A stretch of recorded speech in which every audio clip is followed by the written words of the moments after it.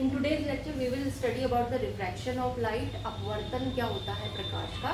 इससे पहले आपने देखा था रिफ्लेक्शन क्या होता है, परावर्तन क्या होता है। परावर्तन में क्या होता है, लाइट जो होती है अपनी दिशा बदल देती है लेकिन माध्यम वही रहता है, मीडियम सेम रहता है। सिर्फ जो लाइट होती है वो बेंड कर जाती है या उसकी डायरेक्शन चेंज हो जाती है मोशन की। ठीक है, यहाँ पर क्या होता है कि जब लाइट रे एक मीडियम से दूसरे मीडियम में जाती है तब भी क्या होता है, लाइट की जो पाथ होती है वो चेंज हो जाती है। तो ये जो चेंज हो रहा है पाथ में एक मीडियम से दूसरे मीडियम में जाने पर, उसी को हम क्या कहते हैं, अपवर्तन कहते हैं, रिफ्रैक्शन कहते हैं। ठीक है, इसका बेसिक कॉज अगर हम देखेंगे, मेनली इसका कारण क्या होता है, वो ये होता है कि जब कोई भी लाइट रे एक मीडियम से दूसरे मीडियम में जाती है तो उसकी फ्रीक्वेंसी पे कोई चेंज नहीं आता, उसकी आवृत्ति वही रहती है, लेकिन उसकी वेवलेंथ और वेलोसिटी चेंज हो जाती है। तो बेसिकली जो वेलोसिटी में चेंज आ रहा है, इसी की वजह से क्या होता है, उसकी पाथ में भी चेंज आ जाता है। तो बेसिक कॉज जो है रिफ्रैक्शन का वो क्या है, चेंज इन वेलोसिटी। जब कोई भी लाइट रे एक मीडियम से दूसरे मीडियम में जाती है तो उसकी वेलोसिटी क्या होती है, चेंज हो जाती है, जिसकी वजह से उसकी पाथ भी क्या होगी, वहां से चेंज हो जाएगी। ठीक है, फॉर एग्जाम्पल अगर हम यहाँ एग्जाम्पल लें, हमारे पास एक ग्लास स्लैब है ABCD। ठीक है, ये कोई ग्लास की स्लैब है और ये एयर में रखी हुई है। हमने मान लिया इसका क्या है, ये इस तरह से थिकनेस कितनी है, AD और BC, ये इसकी थिकनेस है। ठीक है, सबसे पहले जो लाइट रे है वो AB इंटरफेस पे पड़ती है किसी एंगल I1 पर। ठीक है, फिर AB इंटरफेस से एंटर कर जाती है ग्लास स्लैब के अंदर। तो जो ग्लास स्लैब के अंदर जो लाइट की रे जाएगी वो नॉर्मल से कितना एंगल बना रही है, R1 एंगल बना रही है। ये जो है ये हमारे नॉर्मल है, मान लो ये N1 मान लिया, ये N2 मान लिया। ठीक है, दैट मीन्स N1 क्या है, AB जो इंटरफेस है आपका, उससे एक परपेंडिकुलर लाइन हमने ड्रॉ कर दी है, नॉर्मल ड्रॉ कर दिया है, वो हमारा N1 है। और इसी तरह से CD जो हमारा इंटरफेस है उस पर हमने जो नॉर्मल ड्रॉ किया है वो N2 है। तो जब लाइट रे स्ट्राइक करेगी किसी भी एक पॉइंट पर AB इंटरफेस के, तो वो नॉर्मल से हमने कितना एंगल मान लिया, I1 एंगल पर इंसिडेंस हो रही है। आपतन कोण जो है उसका वो कितना है, I1 है। और ग्लास स्लैब के अंदर जब वो रिफ्रैक्ट होती है, यानी कि जब उसका अपवर्तन होता है, जब उसकी पाथ चेंज होती है, तो उसका जो एंगल बनता है यहाँ पर नॉर्मल के साथ वो कितना है, R1 है। तो इस इंटरफेस के लिए I1 क्या हो गया, एंगल ऑफ इंसिडेंस हो गया, आपतन कोण हो गया, और R1 क्या हो गया, एंगल ऑफ रिफ्रैक्शन हो गया, अपवर्तन कोण हो गया। ठीक है, इसी तरह से जब ये लाइट रे आगे की तरफ मूव करती है और CD इंटरफेस पे पड़ती है, तो मान लीजिए CD इंटरफेस पे वो कितने एंगल पर स्ट्राइक कर रही है, I2 पर स्ट्राइक कर रही है, हमने मान लिया। ठीक है, यानी कि यहाँ पर इस इंटरफेस के लिए एंगल ऑफ इंसिडेंस कितना हो गया, I2 हो गया। ऑब्वियसली अगर आप यहाँ पे ज्योमेट्री लगाओगे तो R1 और I2 क्या हो जाएंगे, बराबर आ जाएंगे। ठीक है, तो इस इंटरफेस के लिए ये जो एंगल ऑफ इंसिडेंस है I2, इसके रिस्पेक्ट में जब ये वापस लाइट रे एयर मीडियम में आएगी, यानी कि यहाँ बाहर निकल जाएगी, तो इसके जो पाथ है वो इस तरह से आएगी और एंगल ऑफ रिफ्रैक्शन हमें यहाँ पर क्या मिलेगा, R2 मिलेगा। यानी कि CD इंटरफेस के लिए एंगल ऑफ इंसिडेंस हो गया I2 और एंगल ऑफ रिफ्रैक्शन हो गया आपका R2। ठीक है, हम जानते हैं एयर और ग्लास, अगर हम इन दोनों की डेंसिटी को कंपेयर करें तो ग्लास जो होगा वो डेंसर मीडियम हमें मिलेगा और एयर क्या है, रेयर मीडियम होती है, यानी कि उसकी डेंसिटी ग्लास के कंपैरिजन में कम होती है। तो इन सब चीज़ों से जब ये एंगल ऑब्जर्व किए गए तो क्या पाया गया कि जब लाइट रे एयर से ग्लास की तरफ आ रही थी तो ये जो एंगल था रिफ्रैक्शन का वो एंगल ऑफ इंसिडेंस से कम मिला। यानी कि यहाँ पर जो I1 की वैल्यू है, एंगल ऑफ इंसिडेंस I1 की जो वैल्यू है वो एंगल R1 से ज़्यादा पाएंगे। तो यहाँ पर एंगल ऑफ इंसिडेंस ज़्यादा पाया गया और एंगल ऑफ रिफ्रैक्शन क्या पाया गया, कम। तो इसका मतलब क्या हुआ कि जब एयर से ग्लास की तरफ रे आ रही थी तो उसकी जो बेंडिंग थी वो नॉर्मल की तरफ हो गई। ठीक है, नॉर्मल की तरफ ही झुक जाती है, तो नॉर्मल की तरफ झुक रही है, तो इसका मतलब क्या होगा, जो एंगल ऑफ रिफ्रैक्शन है वो क्या होगा, एंगल ऑफ इंसिडेंस के बराबर होगा नहीं, यानी कि पाथ वहाँ पर क्या हो गई है, चेंज हो गई है। होना क्या चाहिए था, सीधे इसी रो में क्या है, वो रे में या इसी लाइन को फॉलो करते हुए आगे की तरफ मूव करे, लेकिन ऐसा नहीं मिला। ठीक है, दैट मीन्स होता क्या है बेसिकली कि जब लाइट की जो रे है वो एयर से ग्लास की तरफ गई तो उसकी जो स्पीड थी वो स्लो डाउन हो गई। जब स्पीड कम हो गई ग्लास मीडियम में जाने के बाद, तो ये जो रिफ्रैक्टरी रे है ये क्या चाहेगी कि कम से कम डिस्टेंस को कवर करेगी। दैट मीन्स इसकी जो बेंडिंग है वो नॉर्मल की तरफ हो जाएगी, जिसकी वजह से यहाँ पर जो रिफ्रैक्शन का एंगल है वो इंसिडेंस के एंगल से कम हो जाता है। उसके बाद क्या था, जब दूसरे इंटरफेस पे देखा जहाँ पर जो लाइट रे थी, जो ये रिफ्रैक्टेड रे थी, अब ये इस इंटरफेस पे इंसिडेंट हो रही है, पड़ रही है, आपतन हो रहा है इसका। तो यहाँ पर क्या हुआ, जब ये रे डेंसर से या कह सकते हो ग्लास से एयर में जाएगी, तब क्या देखा गया, क्योंकि जब ग्लास से एयर की तरफ ये मूव करी तो अब स्पीड इसकी दोबारा से बढ़ गई। तो स्पीड दोबारा से बढ़ने की वजह से क्या हुआ कि ये जो रे थी वो कैसे हो गई, इस नॉर्मल से दूर की तरफ मूव कर गई, यानी कि move away from the normal, away से नॉर्मल से अवे हो गई है, दूर हो गई है। तो यहाँ क्या देखा गया कि ये जो एंगल है I2 ये आपका कम है और R2 जो रिफ्रैक्टेड एंगल है वो आपका ज़्यादा है। यानी कि दोनों केसेस में क्या हो रहा है, जो पाथ थी रे की वो चेंज ही हो रही है। लेकिन क्या देखा गया, जब एयर से ग्लास, यानी कि अगर लाइट रे रेयर मीडियम से डेंसर मीडियम की तरफ जाती है तो उसकी स्पीड कम हो जाती है, जिसकी वजह से उसका जो रिफ्रैक्टेड रे होती है वो नॉर्मल की तरफ बैंड हो जाती है, और उसकी वजह से जो एंगल ऑफ रिफ्रैक्शन हमें मिलता है, अपवर्तन कोण हमें मिलता है, वो एंगल ऑफ इंसिडेंस से आपतन कोण से कम हो जाता है।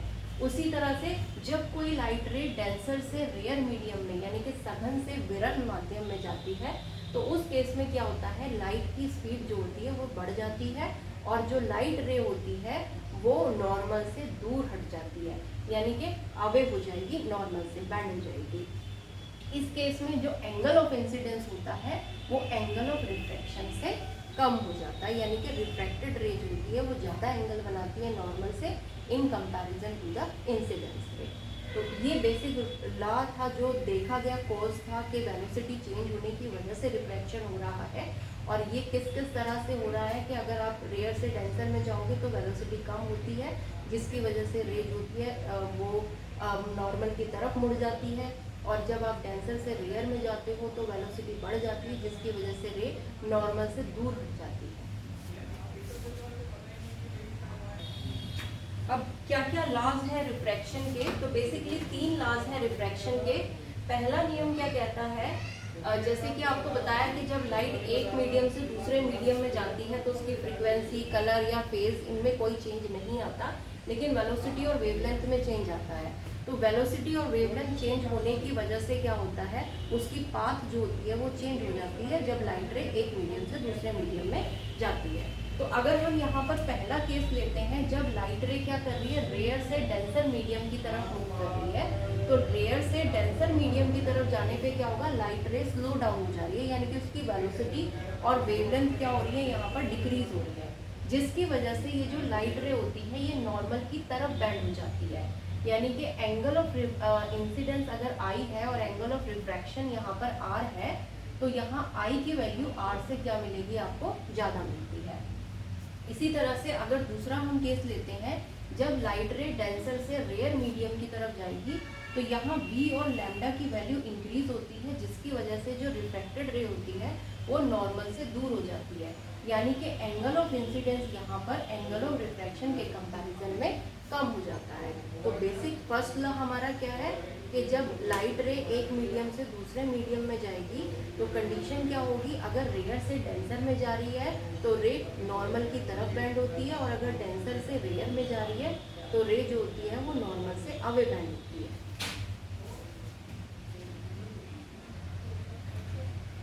लॉ ऑफ रिफ्रैक्शन में सेकेंड लॉ क्या है आपका कि देखिए ये क्या है, हमने मान लिया कोई एक इंटरफेस है तो जो दो मीडियम्स को सेपरेट कर रहा है, मीडियम 1 को मीडियम 2 से, ठीक है। इस पर हमने एक नॉर्मल ड्रॉ कर लिया n डैश। तो लॉ सेकेंड लॉ क्या कहता है रिफ्रैक्शन का, जो आपकी इंसिडेंट रे होगी यानी कि OA, और जो आपकी रिफ्रैक्टेड रे होगी यानी कि OB, और जो आपका नॉर्मल लाइन यहाँ पर है n डैश, ये तीनों जो रेज है, ये तीनों जो लाइंस हैं वो एक ही प्लेन में लाई करेगी, जिस तरह से कि रिफ्लेक्शन में होता है। अगर आप एंगल ऑफ इंसिडेंस के लिए प्लेन चेंज करोगे तो एंगल ऑफ रिफ्रैक्शन के लिए भी चेंज हो जाएगा, यानी कि रिफ्रैक्टेड रे के लिए भी चेंज हो जाएगा और नॉर्मल के लिए भी चेंज हो जाएगा।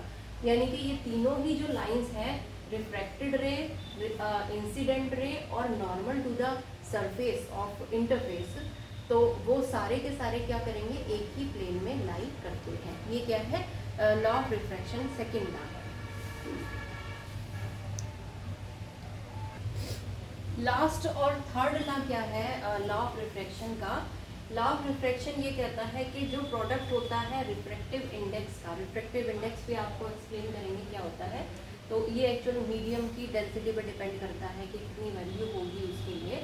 तो जो प्रोडक्ट होता है किसी भी मीडियम के रिफ्रैक्टिव इंडेक्स का और एंगल ऑफ इंसिडेंस के साइन का, यानी कि म्यू अगर रिफ्रैक्टिव इंडेक्स है और आई क्या है किसी भी पॉइंट पर एंगल ऑफ इंसिडेंस है, तो म्यू इंटू साइन आई जो होता है, ये जो प्रोडक्ट होता है ये हमेशा कांस्टेंट रहता है। इसको समझने के लिए हम वही एक ग्लास स्लैब का जो है एग्जांपल लेते हैं, ए बी सी डी। ठीक है, दो इंटरफेस है ए बी और सी डी। ए बी पे क्या हो रहा है, एयर से ग्लास यानी कि रेयर से डेंसर मीडियम में जो है लाइट रे एंटर कर रही है, और सी डी में क्या हो रहा है, ग्लास से एयर यानी कि डेंसर से रेयर मीडियम में जा रही है, सघन से विरल में जा रही है। तो अगर हम यहाँ पर देखते हैं, हमने मान लिया एयर की जो रिफ्रैक्टिव इंडेक्स है मीडियम का वो कितना है, μ1 है, और ग्लास के लिए कितना है, μ2 है। तो आपका जो थर्ड लॉ है वो क्या कहता है कि म्यू इंटू साइन आई जो होगा वो हमेशा कांस्टेंट होगा। यानी कि अगर हम इस वाले इंटरफेस के लिए लें, ए बी इंटरफेस के लिए ये, तो आई की वैल्यू कितनी है, I1 है, और रिफ्रैक्टिव इंडेक्स कितना है, μ1 है। That means μ1 into sine I1। और इस इंटरफेस के लिए अगर हम लें तो रिफ्रैक्टिव इंडेक्स μ2 है और I की वैल्यू I2 है, तो वो हो जाएगा μ2 इंटू साइन I2। और लॉ ऑफ रिफ्रैक्शन क्या कहता है कि ये प्रोडक्ट जो होगा वो हमेशा कांस्टेंट रहेगा, यानी कि μ1 sine I1 is equals to μ2 sine I2 होना चाहिए। अब अगर हम यहाँ से ज्योमेट्री लगाएं तो ये जो I2 एंगल है वो आपका किसके बराबर आ रहा है, R1 के बराबर आ रहा है। तो हम I2 की जगह क्या रख सकते हैं, यहाँ पर R1 रख सकते हैं। तो μ1 sine I1 is equals to μ2 sine R1, या अगर हम I1 की जगह I और R1 की जगह R रख देते हैं तो μ1 sine I is equals to μ2 sine R, या sine I upon sine R is equals to μ2 upon μ1, जिसको हम 1 μ2 भी लिख सकते हैं। μ2 क्या है, रिफ्रैक्टिव इंडेक्स सेकेंड मीडियम का जो कि ग्लास हमने लिया हुआ है। μ1 क्या है, रिफ्रैक्टिव इंडेक्स फर्स्ट मीडियम का जो कि एयर हमने ली हुई है। तो 1 μ2 क्या हो जाएगा, सेकेंड मीडियम का रिफ्रैक्टिव इंडेक्स फर्स्ट के रिस्पेक्ट में कितना है उसको हम क्या लिखेंगे, 1 μ2 लिखेंगे। और कोई भी रिफ्रैक्शन का अगर फिनोमेना हो रहा है तो इसकी वैल्यू क्या रहेगी, कांस्टेंट रहेगी। That means sine I upon sine R क्या होता है, रिफ्रैक्शन के केस में हमेशा कांस्टेंट रहता है। और यही क्या है, आपका स्नेल का नियम है, इसको स्नेल्स लॉ कहते हैं।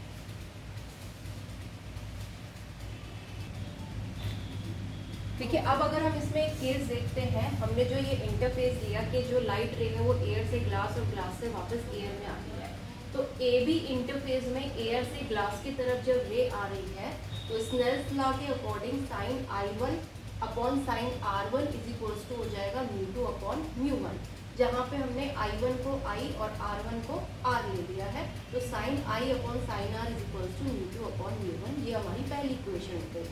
दूसरा, अगर हम CD इंटरफेस लेते हैं तो अब यहाँ पर एंगल ऑफ इंसिडेंस है I2 और एंगल ऑफ रिफ्रैक्शन है R2, तो यहाँ पर क्या हो जाएगा, sine I2 upon sine R2 is equals to μ1 upon μ2 Snell's law के अकॉर्डिंग। ठीक है, यहाँ पर हम क्या कर सकते हैं, क्योंकि हमारा I2 एंगल R के बराबर है, R1 के बराबर है, और R1 को हमने R लिया है, तो I2 की जगह हमने यहाँ पर सब्स्टिट्यूट कर दिया R। अब अगर इन दोनों इक्वेशंस को कंपेयर करें तो sine I upon sine R ये किसके बराबर हो जाएगा, 1 upon sine R upon sine R2 के बराबर हो जाएगा, जिसको हम sign R2 upon sine R लिख सकते हैं। साइन R नीचे कैंसिल हो जाएगा, that means sine I is equals to sine R2, या I इज इक्वल्स टू क्या हो गया, यहाँ पर R2 हो गया। दैट मीन्स ये जो एंगल है वो इस एंगल के बराबर आ रहा है। तो principle of reversibility of path क्या कहती है कि कोई भी लाइट रे जो होती है उसकी जो फाइनल पाथ होती है नंबर ऑफ रिफ्लेक्शन या रिफ्रैक्शन के बाद वो उसी पाथ को ट्रेस करती है जिस पाथ से वो इनिशिएट हुई है। यानी कि अगर कोई भी लाइट रे क्या हुई है, किसी मीडियम को क्रॉस करती है, तो जो फाइनल पाथ होती है लाइट रे की वो रिपीट होती है, या कह सकते हो वो रिवर्स हो जाती है, जैसे कि पहले थी वैसे ही वहाँ पर आ जाएगी। तो ये क्या है आपका रिफ्रैक्शन। अब अगर हम रिफ्रैक्शन का एक सिंपल सा एग्जांपल लेते हैं, एक नेचुरल आप एग्जांपल ले सकते हो सनराइज और सनसेट का। ठीक है, जो सनराइज होता है, जो सूरज उगता है सुबह को और शाम को ढलता है, तो एक्चुअल में क्या होता है कि जो एक्चुअल सनराइज का टाइम होता है, हमें सन उससे कुछ मिनट पहले ही दिखाई देने लगता है रिफ्रैक्शन की वजह से। इसी तरह से जब जो एक्चुअल सनसेट का टाइम होता है, हमें सन उस एक्चुअल सनसेट के 2 मिनट बाद तक भी क्या होता है, लगभग 2 मिनट ही होते हैं, तो लगभग 2 मिनट बाद तक भी सन दिखाई देता है, जिसकी वजह से क्या होगा, जो डे टाइम होता है, सनराइज क्या है होने से पहले 2 मिनट लगभग वो हमें दिखाई देना शुरू हो गया, और सनसेट होने के बाद भी लगभग 2 मिनट तक वो हमें दिखाई देता है रिफ्रैक्शन की वजह से। यानी कि टोटल 4 मिनट का यहाँ पर क्या आ जाता है, डिफरेंस आ जाता है डे टाइम में। दैट मीन्स जो डे होता है वो 4 मिनट लॉन्गर हो जाता है because of the effect of refraction. होता क्या है, मान लीजिए ये हमने एक हॉराइजन मान लिया है, लाइन जो यहाँ पर ड्रॉ करी है, और अर्थ, ये अर्थ की इस तरह से पोजीशन है, यानी कि जस्ट बिलो द इस हॉराइजन के जब सन होगा, यानी कि जब सन की पोजीशन इस हॉराइजन के जस्ट बिलो होती है, तो जब जो रेज यहाँ से आती है, अब क्योंकि हमें पता है कि जो एयर है एटमॉस्फेयर में, जो एयर की डेंसिटी है वो जितना ज़्यादा आप सरफेस के पास रहोगे उतनी ज़्यादा होती है, और जैसे जैसे हाइट पर चलते चले जाओगे जो डेंसिटी होती है वो कम होती चली जाती है। यानी कि जो लोअर एटमॉस्फेरिक मीडियम होता है वो डेंसर होता है अपर मीडियम के कंपैरिजन में। तो इससे क्या होगा कि जब light rays just below the horizon, जब लाइट रेज होंगी जो कम आ रही है, तो जब वो एटमॉस्फेयर में एंटर करती हैं तो वो स्लाइटली क्या होती है, नॉर्मल की तरफ बेंड हो जाती है, जिसकी वजह से क्या होता है कि ऐसा लगता है कि ये रेज इस पोजीशन से ना आकर के इस पोजीशन से कहीं से आ रही है, तो हमें क्या लगेगा कि सनराइज जो है यहाँ पर हो चुका है। तो ये क्या है, इसमें लगभग 2 मिनट का डिफरेंस यहाँ पर आ जाता है एक्चुअल सनराइज से।